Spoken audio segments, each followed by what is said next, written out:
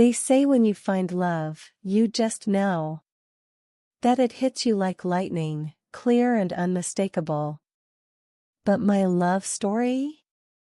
It crept up on me slowly, disguised as a mistake, delivered in the form of a mail-order bride contract sent to the wrong address, and confirmed by a 6-year-old girl who looked at me with eyes full of hope and whispered, "God finally sent you to us." I was supposed to marry a wealthy rancher named Theodore Hartwell. Instead, I ended up at the doorstep of his brother, Nathaniel, a widowed father struggling to raise his daughter alone on a failing ranch. And somehow, that wrong turn became the most right thing that ever happened to me. My name is Catherine Rose Bennett, and 6 months ago, I was a seamstress in Boston, sewing wedding dresses for women whose futures seemed so much brighter than mine. I was 24, unmarried, and watching my options dwindle with each passing year. My parents had died 2 years prior, leaving me alone with debts I couldn't pay and a small room above a dress shop where I worked 16-hour days just to survive. When I saw the advertisement in the newspaper, it felt like a sign. Prosperous rancher seeks educated, refined woman for marriage. Comfortable home, stable future guaranteed. Right to Theodore Hartwell, Hartwell Ranch, Montana Territory. Montana. The Wild West. So far from everything I knew. But also so far from the loneliness that had become my constant companion. I wrote to him that very evening. Described myself honestly, not beautiful, but pleasant looking. Brown hair, green eyes, capable hands. I could read, write, manage a household, sew, cook reasonably well. I was healthy, even-tempered, and desperately hoping for a fresh start. His response came 3 weeks later. Formal but kind. He described his ranch, his success, his desire for companionship. He sent money for train fare and a simple gold ring. "Come to Montana," he wrote. "We'll build a life together." So I packed my few belongings, said goodbye to the only city I'd ever known, and boarded a train heading west. 3 days of travel, watching the landscape change from crowded streets to endless prairies. My heart swung between excitement and terror with every mile. The letter said someone would meet me at the station in Silver Creek, the nearest town to Hartwell Ranch. I stepped off that train wearing my best dress, pale blue cotton that I'd sewn myself, with white lace at the collar. My hands were shaking as I held my small trunk, searching the crowd for a man who matched Theodore's description. Tall, he'd written. Dark-haired. Successful-looking. Miss Bennett? I turned to find a young man, barely 20, with a crooked smile and dusty clothes. He tipped his hat. "Yes, I'm Catherine Bennett. Name's Charlie. I'm here to take you to the ranch. Got the wagon ready." The ride was long, bumpy, and filled with Charlie's cheerful chatter about the territory, the weather, the cattle. I'd barely heard him. My mind was racing with thoughts of Theodore, of what our first meeting would be like, of whether I'd made a terrible mistake. "Here we are," Charlie announced as we crested a hill. I looked down at what should have been an impressive, prosperous ranch. Instead, I saw a modest homestead. The house was small but well-maintained, painted white with a wraparound porch.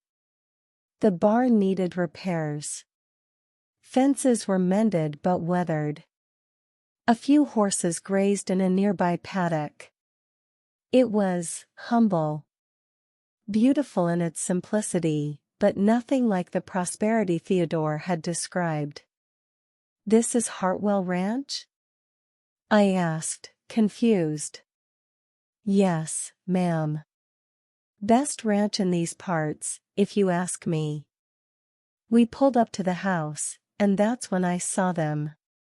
A man standing on the porch, and beside him, a little girl with blonde braids and a flower-dusted apron. The man was tall, yes, with dark hair that needed cutting. But he looked nothing like I'd imagined. He was younger than I expected, maybe 30, with tired eyes and rolled-up sleeves. Work-worn. Real. He looked at me with complete confusion. "Charlie," he called out. "Who's this?" "Miss Catherine Bennett, Mr. Hartwell. Your bride, like you asked." My what? My stomach dropped. This was wrong. All wrong. "I'm Catherine Bennett," I managed, standing up in the wagon. "I'm here to marry Theodore Hartwell. He sent for me."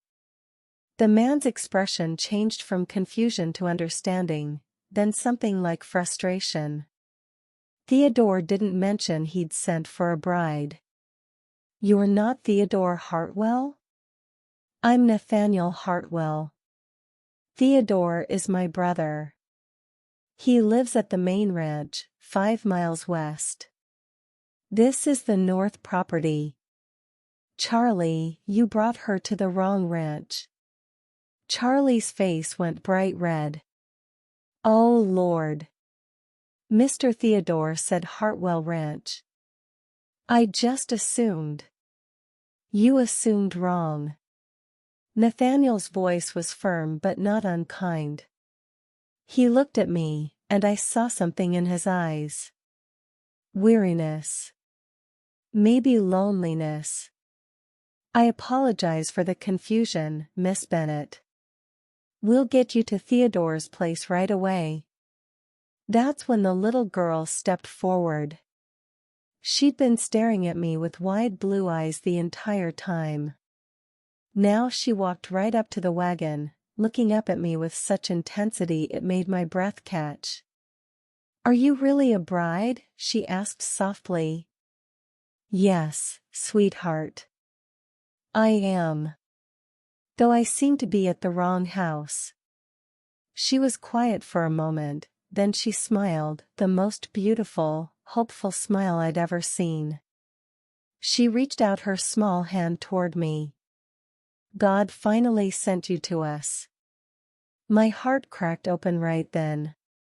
This little girl with flower on her nose and hope in her eyes, standing next to a father who looked like he was carrying the weight of the world. "Emma," Nathaniel said gently. "Miss Bennett is here for Uncle Theodore. Not for us." "But Papa, she's perfect." Emma's voice was so certain, so pure. "I prayed for someone like her. Someone kind. I can tell she's kind." I climbed down from the wagon without thinking, kneeling to Emma's level. "What's your name, darling?" "Emma Rose Hartwell. I'm 6 3/4. "That's a beautiful name." "I'm Catherine Rose Bennett. We both have Rose as our middle name." Her face lit up. "That's a sign, Papa. That means she's meant to be here." "Emma, that's enough." Nathaniel's voice was strained. He looked at me apologetically. "I'm sorry. Her mother passed 2 years ago. It's been difficult." My heart broke for both of them. I could see the grief still lingering in his eyes, the way Emma held on to hope like a lifeline. "I understand," I said softly. "I lost my parents recently too. I know how it feels to miss someone." Nathaniel's expression softened slightly. Our eyes met, and for just a moment, I felt something shift. Recognition, maybe. Or understanding. "We should get you to Theodore's," he said, but he didn't move. "Papa, can't she stay for supper at least?" Emma pleaded. "It's getting dark." And I made biscuits. They're not very good, but Miss Catherine might be hungry from her journey. She'd said my name like we were already friends. Like she'd been waiting for me specifically. Nathaniel looked at the darkening sky, then at me, then at his daughter's pleading face. I suppose that would be appropriate. It is getting late for traveling. You could stay for supper, rest, and Charlie can take you to Theodore's in the morning. If that's acceptable to you, Miss Bennet? What I should have said was no. I should have insisted on being taken to my intended husband immediately. But there was something about this little girl's hope, and something about the way Nathaniel looked at his daughter with such tender exhaustion, that made me nod. Supper would be lovely. Thank you. Emma squealed with delight and grabbed my hand. Come inside. I'll show you everything. The house was small but clean, filled with the warmth of a wood stove and the smell of something baking. Emma gave me a complete tour, the kitchen where she'd been attempting biscuits, the small sitting room with well-worn furniture, her bedroom with a collection of carved wooden animals on a shelf. Papa makes them for me, she explained, holding up a tiny wooden horse. He's really good at carving. This one is Buttercup. And this is Daisy. And this is Thunder. They're beautiful, I said honestly. The craftsmanship was remarkable. Detailed and delicate. Papa can make anything with his hands. He's the best papa in the whole world. But he's sad sometimes. He tries to hide it, but I know. The wisdom in her young voice made my throat tight. You're very observant. That's what Mama used to say. She said I notice things. Emma's voice dropped to a whisper. Do you really have to go to Uncle Theodore's? That's the plan, sweetheart. But what if God made a mistake in the delivery? Like when packages go to the wrong house, but it's actually where they're supposed to be? I couldn't help but smile. That's a very interesting way to think about it. Emma, stop pestering Miss Bennet, Nathaniel called from the kitchen. Come help with supper. We ate together at a small wooden table, Emma, Nathaniel, and me. The biscuits were indeed not very good, slightly burned and tough, but I ate them with enthusiasm and complimented Emma's effort. The stew was simple but hearty. The conversation was careful, polite. How long have you been corresponding with Theodore? Nathaniel asked. Just a few months. He answered my response to his advertisement. Theodore placed an advertisement? Nathaniel looked surprised. He didn't mention it. We don't see Uncle Theodore much, Emma volunteered. His ranch is really big and fancy. Papa says he's very busy being important. Emma, Nathaniel's tone held a warning. It's true, Papa. There was clearly history there. Tension between the brothers. I didn't pry, but I wondered. After supper, Emma asked if I would read her a story before bed. Nathaniel looked uncomfortable, like he wanted to refuse, but Emma's pleading face won out. One short story, he agreed. I followed Emma to her small room, sitting on the edge of her bed while she snuggled under quilts that were clearly homemade. The book was worn, well-loved. I read about a princess and a dragon, doing different voices that made Emma giggle. When I finished, she looked up at me with those serious blue eyes. Will you pray with me? Of course. She folded her small hands.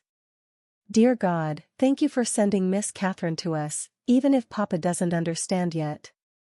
Please help him see that she's exactly what we need. And please let her stay. Amen. My eyes filled with tears. Emma, sweetheart. I know what I prayed for, she said confidently. Mama used to say God answers prayers in unexpected ways. Maybe you coming to the wrong ranch is God's way of answering. I kissed her forehead, unable to speak past the lump in my throat. When I came back to the sitting room, Nathaniel was staring into the fire, a glass of whiskey in his hand. "She's asleep," I said softly.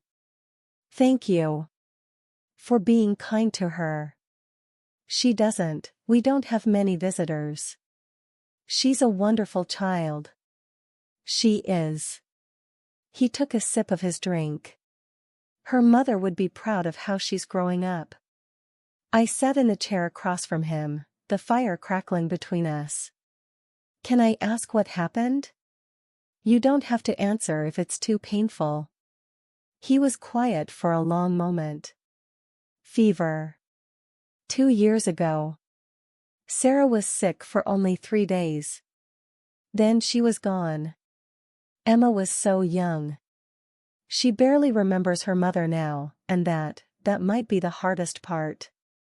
"I'm so sorry." "Theodore offered to take us in. Told me to sell this place, come work for him on the main ranch." "But this land?" "It was Sarah's family's. She grew up here. Gave it to me when we married. I can't sell it. It would be like losing her all over again." "So you've been running it alone?" "With occasional help. Charlie comes when he can. I work from dawn to well past dark. But it's never enough. The ranch needs more hands, more resources. I keep thinking if I just work harder, sacrifice more, I can make it profitable again." "At what cost to yourself?" "To Emma?" He looked at me then, really looked at me. "You sound like Sarah.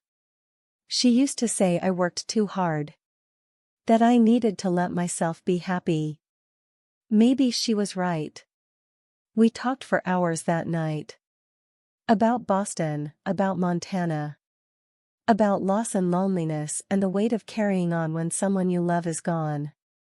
He told me about the ranch, his dreams for it, his fears that he was failing his daughter. I told him about my parents, about sewing dresses for other women's happy endings while wondering if I'd ever have my own.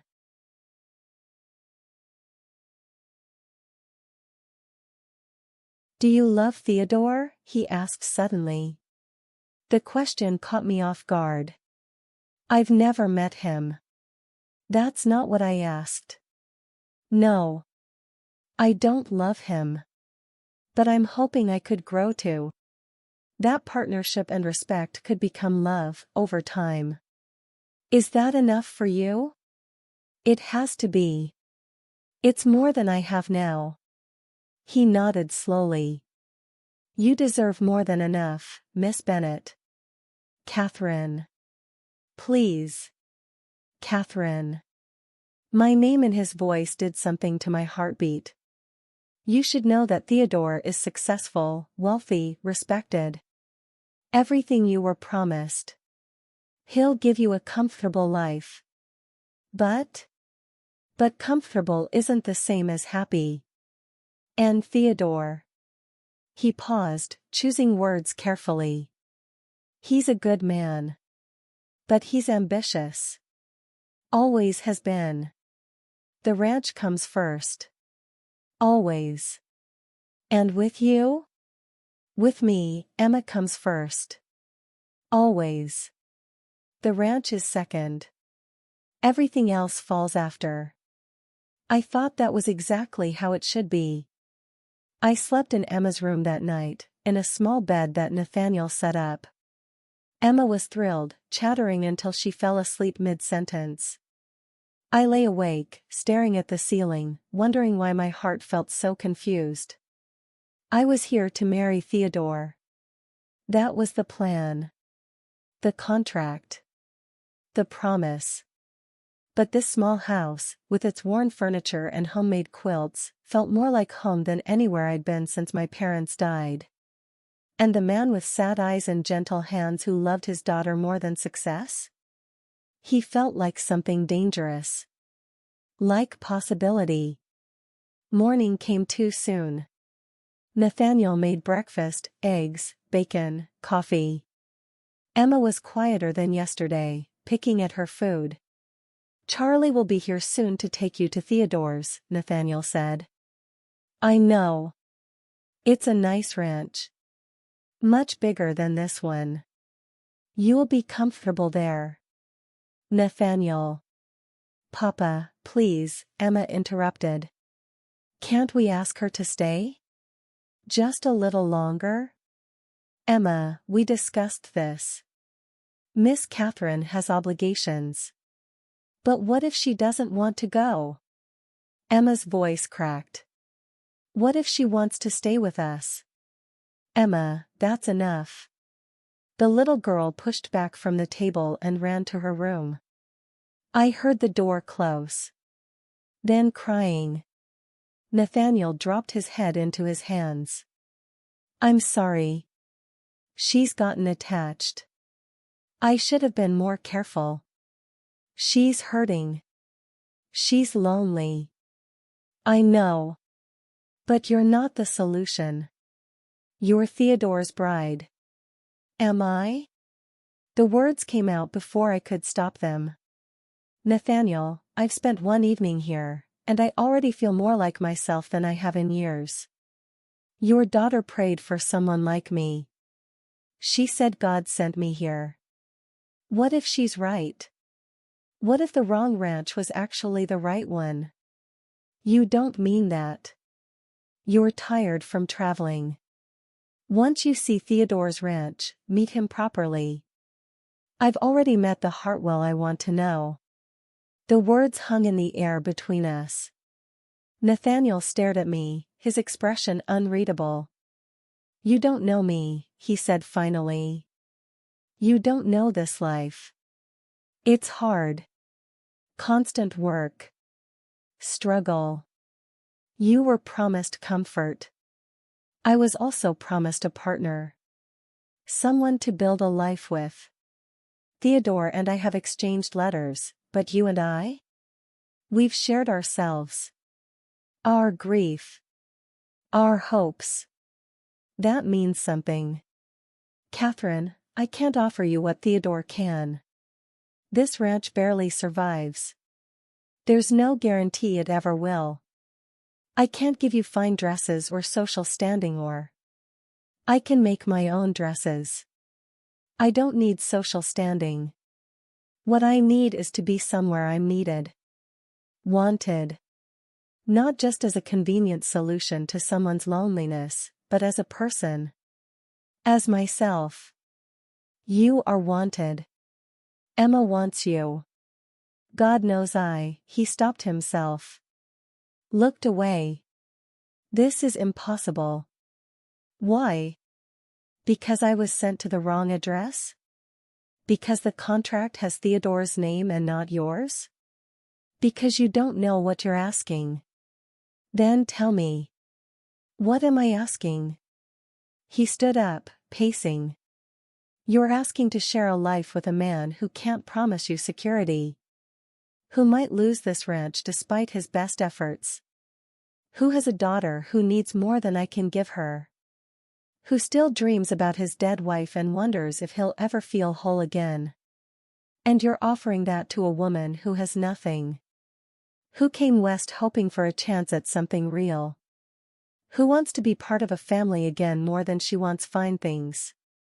Who sees the way you love your daughter and thinks that kind of love is worth more than all the success in the world. We stared at each other across the kitchen. The air between us felt charged, impossible, terrifying. You're Theodore's bride, he said, but his voice was weak. Not yet. I haven't married him. Haven't even met him. You have a contract. Contracts can be broken. Catherine. Do you want me to go? Honestly. Do you want me to get in that wagon, go to Theodore's ranch, and marry your brother? The silence stretched forever. No, he finally whispered. God help me, no. But I don't have the right to ask you to stay. What if I'm asking to stay? What if I want this? You, Emma, this ranch, this life? Why would you want this? Because I've spent one night here and felt more alive than I have in years. Because your daughter looks at me like I matter.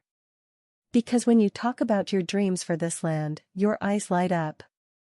Because when I imagine my future, it looks like breakfast in this kitchen and reading Emma stories and helping you build something real. Before he could respond, Charlie's wagon pulled up outside. The moment shattered. "That's my ride," I said quietly. Nathaniel nodded, his jaw tight. I went to Emma's room. She was curled up on her bed, tears still wet on her cheeks. "I have to go now, sweetheart," I said gently. "I know. But I wish you didn't." "Me too. Will you come visit us?" I didn't know how to answer that. If I married Theodore, would he allow me to visit? Would it be appropriate? Would it hurt too much? "I'll try," I said finally. She sat up, throwing her arms around my neck. "I love you, Miss Catherine. Even though I just met you, I love you." My eyes flooded. "I love you too, Emma Rose." The wagon ride to Theodore's ranch was silent. Charlie seemed to sense this wasn't the time for cheerful chatter. I watched the landscape roll by, my heart pulling me backward with every turn of the wheels. Theodore's ranch was impressive. Massive. The main house was 2 stories, freshly painted, with manicured grounds. Multiple barns, pristine fences, dozens of horses. Everything Theodore had promised in his letters. Success. Prosperity. Comfort. Theodore himself was handsome, well-dressed, confident. He greeted me with practiced charm, apologizing for the mix-up, offering refreshments, giving me a tour of what could be my home. "I hope the confusion didn't inconvenience you too much," he said. "My brother's place is rather rustic." It was fine. Nathaniel's a good man, but he's stubborn. Refuses to let go of that failing ranch. It was his wife's, you understand. Sentiment. I've offered to help him, but he won't accept. Maybe he doesn't need help. Maybe he needs support. Theodore looked at me curiously. That's a very generous interpretation. He showed me the rest of the house. A bedroom he'd prepared for me. A sitting room with books and fine furniture. A dining room that could seat 20. Everything was perfect. Proper. Empty. "What do you think?" he asked. I should have said it was wonderful. Should have thanked him for his generosity. Should have agreed to the wedding he was clearly expecting. Instead, I said, "Can I be honest with you, Theodore?" "Of course. I think there's been a mistake. Not just in delivery, but in everything. You're a good man, successful, offering me a comfortable life. But I don't think I'm the right woman for you." His expression shifted. Surprise, then something harder. "Because of one night at my brother's ranch?" "Because in one night at your brother's ranch, I felt more at home than I do in this beautiful house. Because a little girl prayed for someone like me. Because when I imagine my future, I see flower-dusted kitchens and wooden animals and a man who puts his daughter before his ambitions." "You're choosing poverty over prosperity? Struggle over comfort?" "I'm choosing love over convenience. Family over status. I'm choosing what feels real." Theodore was quiet for a long moment. Then, surprisingly, he smiled. "You know, I think Nathaniel needs you more than I do." "And Emma?" "She's been lost since Sarah died. If you can bring light back to that house." He sighed. "I won't hold you to a contract your heart's not in." "You're releasing me?" "I'm telling you that if you want to go back to my brother's ranch, I won't stop you. But I won't make it easy for him either. Nathaniel's too proud. He'll probably try to send you away, tell you he can't provide for you, list all the reasons why it's a bad idea. So what do I do? Be stubborn. Emma gets it from both sides of the family. You'll fit right in. He rang a bell. Charlie. Miss Bennet needs a ride back to the North property. The ride back felt different. Lighter. Like I was finally heading in the right direction. When we pulled up to the small white house, Nathaniel was in the barn. Emma saw the wagon first and came running. Miss Catherine. You came back. I came back, I confirmed, climbing down.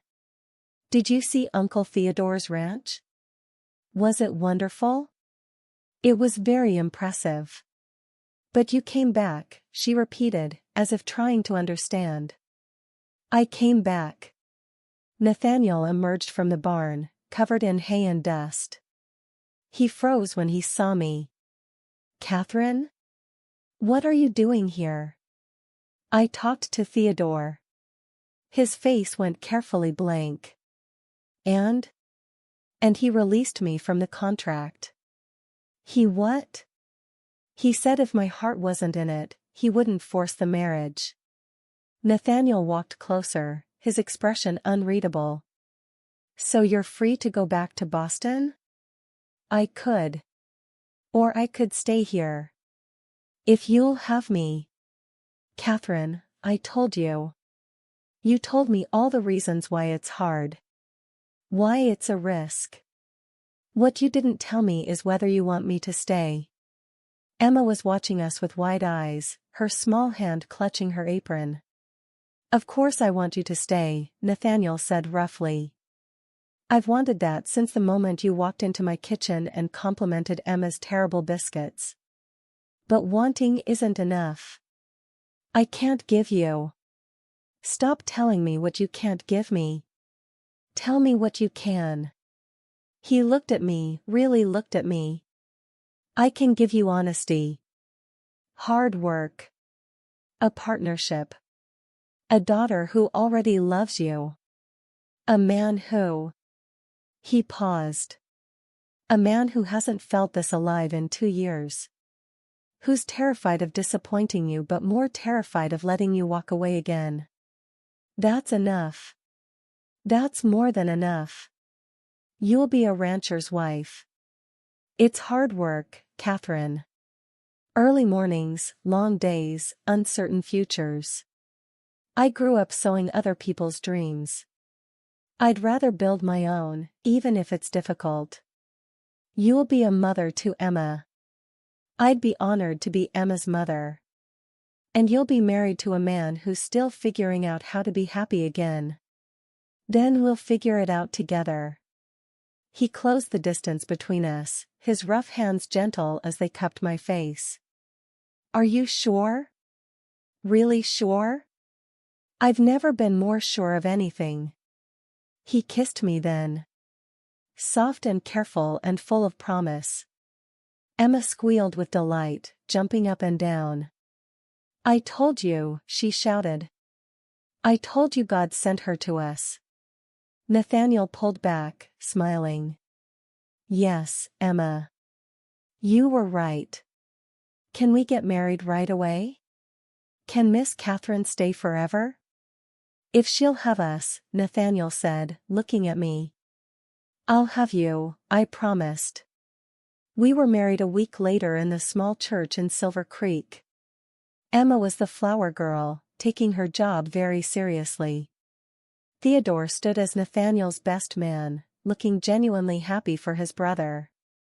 The ceremony was simple, the ring a silver band that Nathaniel had carved with delicate wildflowers. I'm not much for fancy words, he said during our vows. But I promise to love you, protect you, and build a life worthy of the gift you're giving me.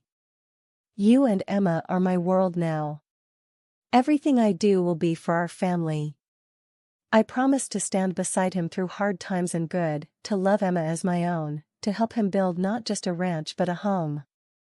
Our wedding night was in that small house, with Emma sleeping peacefully in the next room and a future stretching before us full of possibility. No regrets? Nathaniel asked, holding me close. Not a single one. You? Only that Charlie didn't bring you to the wrong ranch sooner. I laughed. Maybe it wasn't the wrong ranch after all. Maybe it was exactly where I was meant to be. Emma would say that was God's plan. Emma might be right. Life on the ranch was exactly as Nathaniel promised, hard work, early mornings, constant challenges. But it was also filled with joy. Emma bloomed, her laughter filling the house. Nathaniel slowly shed the weight of grief, learning to smile again, to hope again. I used my sewing skills to make clothes for extra money, teaching Emma to sew beside me. We planted a garden together, Emma chattering about her day while we weeded. Nathaniel taught me to ride, laughing when I fell off more times than I stayed on. At night, we'd sit by the fire while Emma played with her wooden animals. Nathaniel would carve new ones while I mended clothes. Simple. Real. Perfect. Tell me this story again, Emma would beg. About how Mama Catherine came to the wrong ranch. It wasn't the wrong ranch, I'd correct gently. It was exactly the right one. Because God sent you to us, she'd say confidently. Because I was meant to find you and your papa, I'd agree. 6 months after our wedding, the ranch started to turn around. Hard work, careful management, and Theodore's grudging help, though he claimed it was just good business. Emma started school, where she told everyone about her mama who came on the wrong wagon but stayed anyway. A year after I'd stepped off that train in Silver Creek, I was sitting on our porch watching the sunset, Emma on one side, Nathaniel on the other. My hand rested on my slightly rounded belly, where our second child was growing. Happy? Nathaniel asked, squeezing my hand. Beyond words. Even though this isn't the life you were promised? This is better than anything I was promised. This is everything I didn't know to wish for. Emma leaned against me. Mama Catherine? Yes, sweetheart? When the new baby comes, can you tell them the story? About how you came to the wrong ranch and became our mama. Every day if you want. And will you tell them that sometimes God's plans are better than our plans? I will. Good. Because I want them to know we're a family because someone made a mistake with the wagon. The best mistake ever made, Nathaniel said, pulling us both close. I thought about that day, stepping off the wagon to find a confused man and a hopeful little girl. I thought about Emma's words, God finally sent you to us. I thought about all the twists of fate that had to align perfectly for me to end up here. The wrong ranch. The right family. The perfect love. Sometimes the best things in life come from mistakes. From wrong turns and unexpected deliveries. From little girls who pray with absolute certainty and men who learn to hope again. I came west to be a mail-order bride, expecting convenience and comfort. Instead, I found a home. A daughter. A husband who loved me not because it was practical, but because somewhere between flour-dusted biscuits and honest conversations by the fire, we'd recognized each other. Two souls who'd been lost, finding their way home through a mistake in delivery. The wrong ranch that was always meant to be the right one. And every night when I closed my eyes, I thanked whatever force had guided Charlie's wagon to Nathaniel's door instead of Theodore's. Thanked the little girl who'd seen the truth before any of us. Thanked the man who'd been brave enough to let himself love again. This was my life now. This was my love story. And it was better than any fairy tale I could have imagined. Because it was real. The end.